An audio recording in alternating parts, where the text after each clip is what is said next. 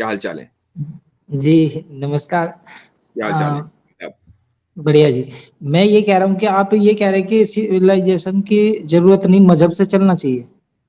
मैं सिर्फ ये पूछ रहा हूं कि सिविलाइजेशन को रिवाइव क्यों करना चाहिए। हाँ, नहीं, आपने सिविलाइज़ेशन से ऊपर मज़हब को रखा है ना? हाँ बिल्कुल, चूंकि सिविलाइजेशन तो इंसान की बनाई हुई होती है, मजहब खुदा का दिया हुआ होता है। जी, मैं ये कह रहा हूँ कि आप ये कह रहे हो कि कोई भी सिविलाइज़ेशन मज़हब के बिना ग्रो नहीं करी। नहीं मतलब मज़हब नहीं है नहीं ना? नहीं, देखिए मेरा सवाल सिंपल सा ये है, मैं दोबारा मैं रिपीट कर देता हूं। आपके यहाँ इस वक्त सिविलाइजेशन इन हिंदू एंशियंट हिंदू सिविलाइजेशन को रिवाइव करने की बात चल रही है, ठीक है? आप मानते हैं बात चल रही है या नहीं चल रही है? आपको नहीं पता? नहीं, मुझे पता चल रही है, है कि चल रही है। नहीं? ठीक है। मैं ये कह रहा अब हूँ कि अब मेरा सवाल ये है कि किसी पुरानी चीज को, किसी पुरानी तहजीब को, वो कोई भी हो सकती है, जरूरी नहीं कि हिंदू हो, रोमन भी हो सकती है, ग्रीक भी हो सकती है, अरब भी हो सकती है, पर्शियन हो सकती है, उसको रिवाइव क्यों करना है? उसके रिवाइव करने में फायदा क्या है? मैं सिर्फ ये पूछना चाह रहा हूं। जी, मैं ये कहना चाह रहा था, आपने ये कहा कि भई सारे जैसे इस्लामिक सिस्टम है, वो सब मज़हब पे चलता है, उसको कल्चर से कोई लेना-देना नहीं होता और वो ग्रो कर रहा है। अभी मैं नीचे हाँ, बैठा था, आपकी उसको बात सुन रहा था। सिविलाइजेशन से कोई लेना देना नहीं होता। कल्चर और सिविलाइजेशन में हमारे कैसर भाई ने भी फर्क किया। कल्चर जो है ना, देखिए ऑटोमेटिकली डेवलप हो जाता है, उस पर जी, कोई जी, जी। प्राउड फील नहीं करता। जाहिर है कि जब 10 आदमी रहेंगे तो 10 आदमी एक तरह की सोच रखेंगे भी, एक नहीं, जगह रहेंगे, मैं वही कल्चर है। जी, जी, मैं ये कहना चाह रहा हूँ, क्या सऊदी अरब जितने भी इस्लामिक देश है, क्या उन्होंने मज़हब के नाम पर ग्रो किया है? नहीं, हम ये कह रहे सबने हैं, अपने मज़हब से ना सबने अपने मज़हब को साइड में रख के ग्रो करा है। ऐसा नहीं है, ऐसा नहीं है। मैं यही कह रहा हूं बिल्कुल। कि जितने भी दुनिया के अंदर तरक्कियां हुई हैं, इस्लाम को, इस्लामी ममालिक को या इस्लाम मुसलमानों को छोड़कर, आप ये देख रहे हैं, इस वक्त आप देख रहे हैं कि भाई आपने सऊदी अरब का नाम ले लिया, कोई एक आध गरीब मुसलमान मुल्क होगा, आप उसका भी नाम ले लेंगे। हमारी शिकायत तो यही है कि ये अपने मजहब पर सही तरीके से चलते नहीं है। लेकिन जो तरक्की का, जो मुसलमानों की तरक्की का दौर है, वो 21st सेंचुरी नहीं है। मुसलमानों की जो तरक्की का दौर है, वो दौर है जिसको क्रिश्चियंस मिडीवल एरा बोलते हैं। मिडीवल एरा जो नहीं है आप वो, मैं मेरी बात सुन लीजिए। मिडीवल एरा में जो मुसलमानों की तरक्की का दौर है, जहां मुसलमानों ने साइंस के मैदान में, फिलॉसफी के मैदान में, और जनाब मेडिकल साइंस के मैदान में, इंजीनियरिंग के मैदान में तरक्की की है, उस जमाने में मुसलमान अपने मजहब के ऊपर चल रहा था। जब मजहब उसको छोड़ा तो वो कॉलोनियलिज्म का शिकार बन गया। अब कॉलोनियलिज्म खत्म हुए मुस्लिम ममालिक में कितने साल हुए हैं? 10 साल, सॉरी 50 साल, 70 साल, 80 साल हुए होंगे ज्यादा से ज्यादा। लेकिन ये जो चंद डेकेड्स होते हैं, ये कौमों की जिंदगी में चंद मिनट के बराबर होते हैं। तो आप आज की जो दुनिया है उसको देखकर फैसला ना करें, आपको हिस्ट्री पढ़नी पड़ेगी। ठीक है जी, फॉर लाइट साहब। मैं फिर जी, मैं आपसे ये वही कह सवाल करूंगा, और नहीं, आपके हाँ, जरिए मैं तमाम हिंदू भाइयों से सवाल करना चाहूंगा कि आपको तहजीब रिवाइव, अपनी अपनी सिविलाइजेशन रिवाइव क्यों करनी है? Answer me this question. इस क्वेश्चन का जवाब दे दीजिए आप। नहीं, मैं ये पूछना चाह रहा हूँ कि आपने पहले आपकी भी तो बात है ना, आपने ये बोला कि मैं इस चलिए मैं हमारा थोड़ी देर जो के लिए for the sake of the argument मान लेता हूं मेरी बात गलत है। मैं आपसे पूछता हूं हाँ, कि यहाँ सही है, क्योंकि देखो आपको जितना अपनी भी जिस सिविलाइजेशन को रिवाइव क्यों करना है? अब बोलिए। जी, म अब ये कहता हूँ कि हमारी और आप असल में इस्लाम की तरीके से ही सारी सिविलाइजेशन को इस्लाम को छोड़ दीजिए, आगे इस्लाम समझ लीजिए इस्लाम एग्जिस्ट नहीं करता। मैं पूछ रहा हूं आपसे कि जी, जी। इस्लाम, आपको एंशियंट इंडियन सिविलाइजेशन को रिवाइव क्यों करना है? क्योंकि इसमें जब से इन्वेडर्स आए हैं, तब से इसमें बहुत ज़्यादा सेंध लगी है, तो इस वजह से इसको रिवाइव करने की ज़रूरत है। क्योंकि आप ही अभी कह रहे थे कि भई हमारा ये वाला दौर बढ़ के नहीं है, इससे 100 साल या 200 साल पहले इस्लाम में ज़्यादा वो था, अभी कहा आपने। ठीक, जी। ओके। तो तो यही मैं कह रहा हाँ, यही मैं कह रहा हूँ कि 400-500 साल पहले हमारे पास भी ऐसा ही हुआ है। अच्छा, तो हम तो बात नहीं कर रहे हैं कि हम इस्लामी तहजीब को रिवाइव करेंगे, क्योंकि हमारे नजदीक तो मजहब है। तहजीब तो हमारे नजदीक सेकेंडरी, और मजहब हमारा डेड नहीं हुआ। हमारा मसला क्या है मुसलमानों का, कि उन्होंने अपने मजहब के ऊपर अमल करना छोड़ दिया। मजहब जू का तू है, उसी तरह प्रिजर्व्ड है, सिर्फ उस लोगों ने उसके ऊपर चलना छोड़ दिया है। आपके यहां मसला क्या हुआ है? तहजीब में, यानी सिविलाइजेशन में, कि सिविलाइजेशन डेड हो गई, जब भी तो आप उसको रिवाइव कर रहे हैं। अगर आप रिवाइव करने का मतलब ही ये है कि वो डेड है, आपने उसको मान लिया, वरना रिवाइव नहीं करेंगे। तो सिविलाइजेशन डेड हो गई, सुन लीजिए मेरी बात, सिविलाइजेशन डेड हो गई। जो चीज डेड होती है उसके पीछे कोई ना कोई वजह होती है, यानी उसकी खराबियां थी उसमें, जब भी तो लोगों ने उसको मान लिया कि यार इसको छोड़ो, इसमें बड़ी खराबियां हैं। तो जिस चीज को ऑलरेडी ह्यूमैनिटी ये तस्लीम कर चुकी है कि उसमें खराबियां हैं, जिसकी वजह से वो डेड हो गई है, आप उसको रिवाइव क्यों करना चाहते हैं? उसमें ऐसी क्या अच्छाइयां हैं, मैं ये पूछ रहा हूं। बिल्कुल, हमारा जो हिंदू धर्म है उसमें क्योंकि ये ओपन माइंडेड है, सब लोग इसमें समा जाते हैं। जी, आप धर्म की बात कर रहे हैं, हिंदुइज्म, हिंदू रिलीजन की बात कर रहे हैं, या सिविलाइजेशन की? सिविलाइजेशन की बात कर रहा हूं मैं। यहाँ पे बौद्ध भी है, बिल्कुल। यहाँ पे जैन, फिर आप हिंदुइज्म की बात ना करें, जो सनातन धर्म है उसकी बात ना करें। मैं बात कर रहा हूं सिविलाइजेशन की। आप लोग उसमें मिक्स कर देते हैं, ये मिक्स क्यों करते हैं? नहीं, मैं मिक्स नहीं कर रहा, मैं इसके पार्ट्स बता रहा हूँ। मैं इसके पार्ट्स बता रहा हूँ, ये सब पार्ट्स हैं इसके, जैसे बौद्धिज्म हुआ, जैनिज्म हुआ, ये सब इंडियन सिविलाइजेशन के पार्ट्स ही थे, मतलब ओपन माइंडेड। अब आपने कहा कि भाई हम अपने उस पर चलते हैं, वो उन्होंने छोड़ दिए। What you mean by open minded? बिल्कुल बिल्कुल। तो मेरा अब बिल्कुल मैं आपसे पूछ रहा हूँ, आपने कहा ओपन माइंडेड। ओपन माइंडेड से क्या मुराद है आपका? क्या मतलब है ओपन माइंडेड का? मेरा कहने का मतलब है, ओपन माइंडेड का मतलब ये है कि हम सबको, सबकी सोचने की, जो इंडियन कल्चर है ऐसा है कि सबकी सोचने की हर दिशा को वो एक्सेप्ट करता है। ठीक है, मैं यहीं आपको रोकता हूँ।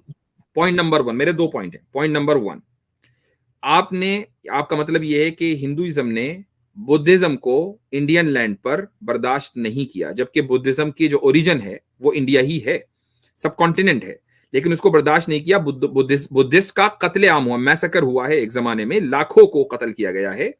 और जो इनके जो टेम्पल्स थे उनको आपने हिंदू टेम्पल्स के अंदर कन्वर्ट किया, ये हिस्टोरिकल फैक्ट है। Point number 1। पॉइंट नंबर 2, जो मैंने अभी, अगर आपने मेरी स्ट्रीम देखी होगी शुरू से, उसमें जो हिंदू रिवाइवलिस्ट हैं वो ये बात कर रहे हैं कि मुसलमान और क्रिश्चियंस दोनों में एक साइकोलॉजिकल डिजीज है, बीमारी है, और इस बीमारी को खत्म करने का इलाज ये है कि वो अपने रिलीजियस डॉक्ट्रिन को खत्म करके हिंदू सिविलाइजेशनल वैल्यूज को इख्तियार कर लें।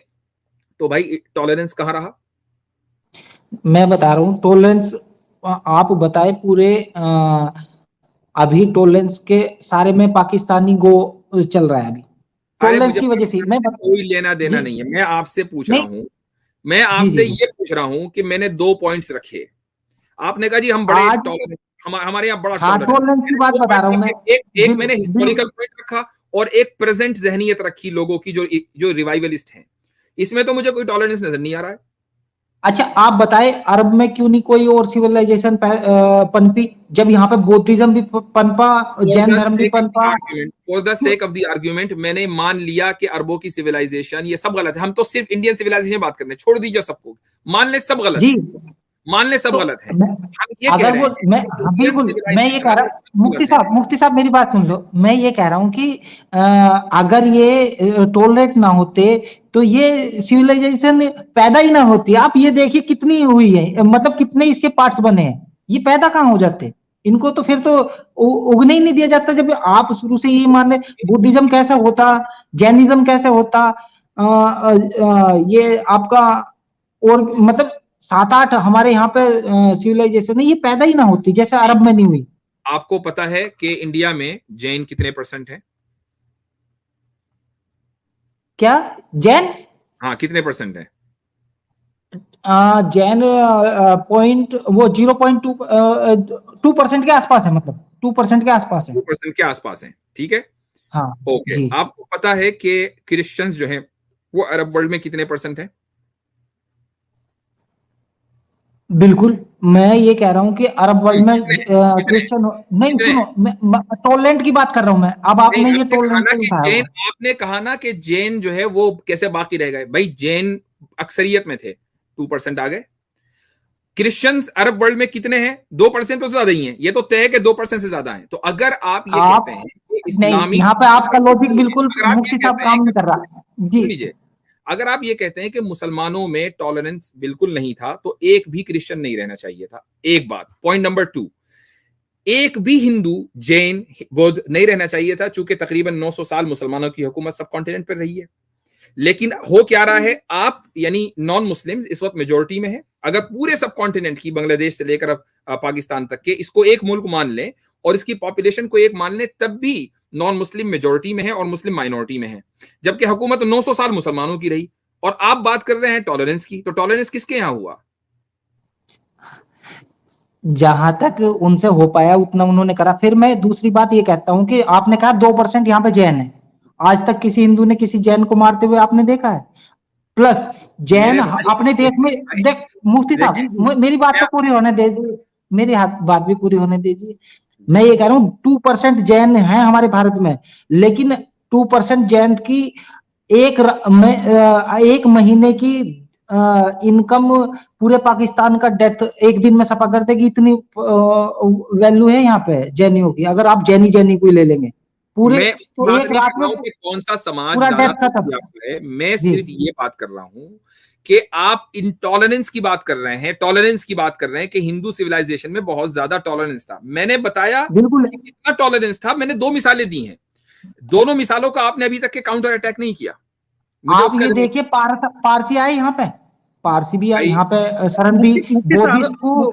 सुन लो एक मिनट, मुझे पूरी बात कह लेने दो। पारसी को यहाँ शरण दी गई, यहाँ पे दलाई लामा लेके आया, जितने भी वो थे बोधिस्ट, चीन ने जो वो करा था उस पर वो भी यहाँ पे है आज भी धर्मशाला में है।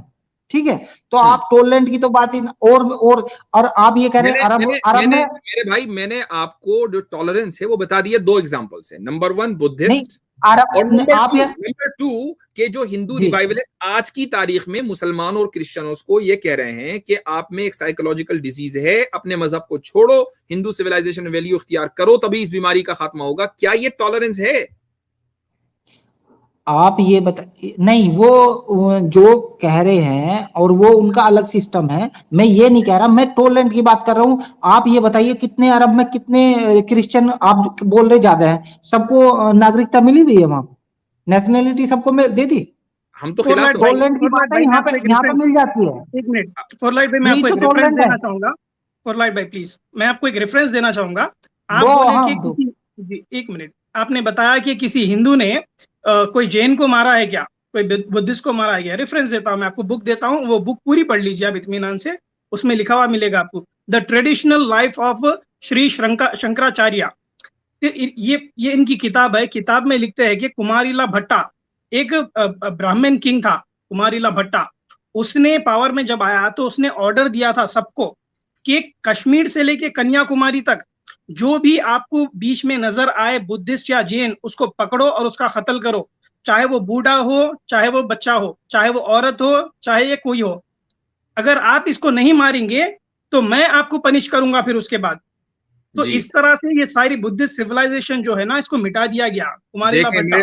ये स्क्रीन के ऊपर आप देख रहे होंगे, ये एक आर्टिकल है और आर्टिकल लिखने वाले हैं कोई मुसलमान नहीं है, डॉक्टर बी कार्तिक नवायन। ठीक है, टाइटल देख लीजिए, how the Buddhist and Jains were persecuted in ancient India, कि एंशिएंट इंडिया में बुद्धिस्ट और जैनियों पर कैसे जुल्म किया गया।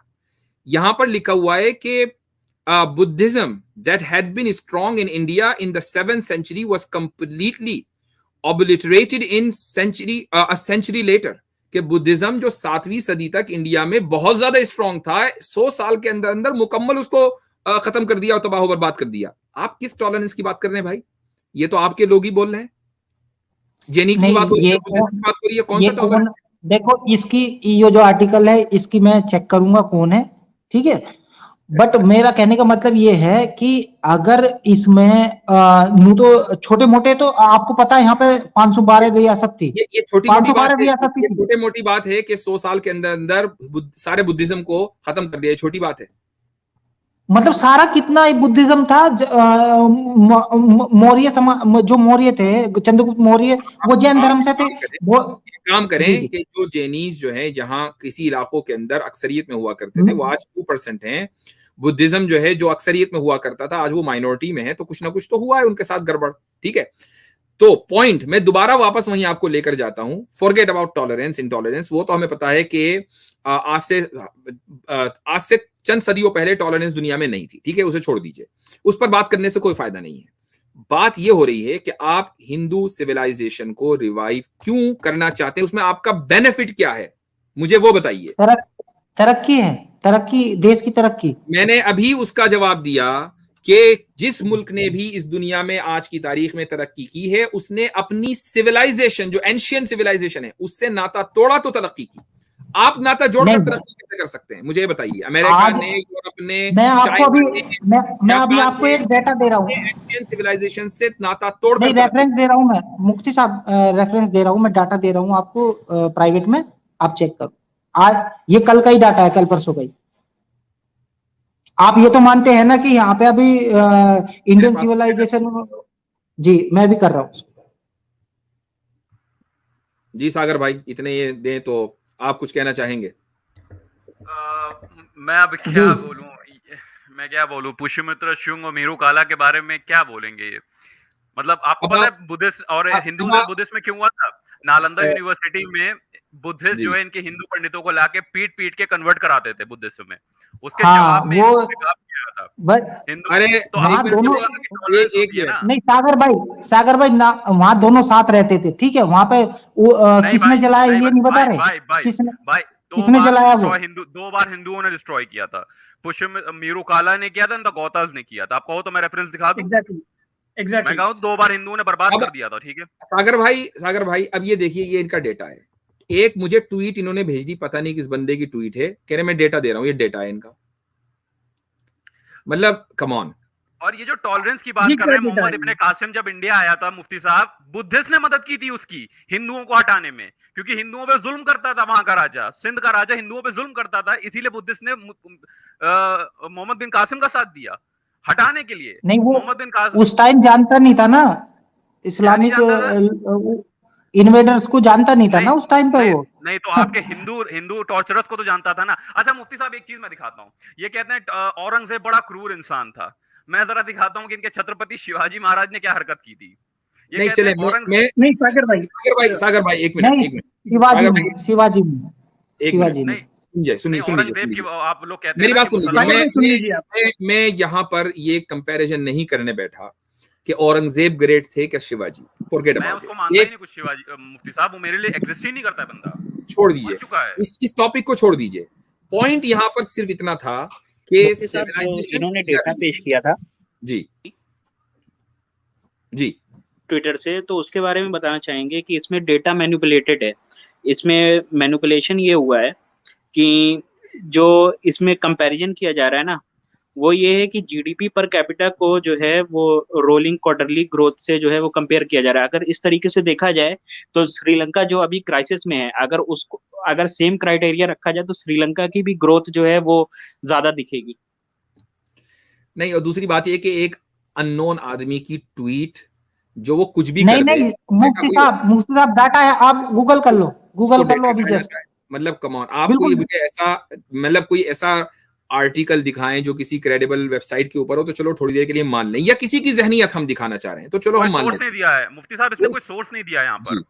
चलें ठीक है। फॉर लाइट साहब, बहुत आपसे लंबी गुफ्तगू हुई। मैं अभी तक ये नहीं समझ पाया और मुझे कोई कन्विंस नहीं कर पाया कि हिंदू सिविलाइजेशन में क्या फायदा है और उसका रिवाइवल क्यों होना चाहिए। मुझे आप उसका, अगर कोई भी आदमी आकर, मैं सबसे कहता हूं, मुझे आप समझा दें, मैं आपके साथ दूंगा उसको रिवाइव करने में। मुझे समझा दें, मुझे यकीन हो जाए कि हाँ भाई ठीक है, इसमें बड़े फवाइद हैं। चलें, बहुत बहुत शुक्रिया फॉर लाइट साहब।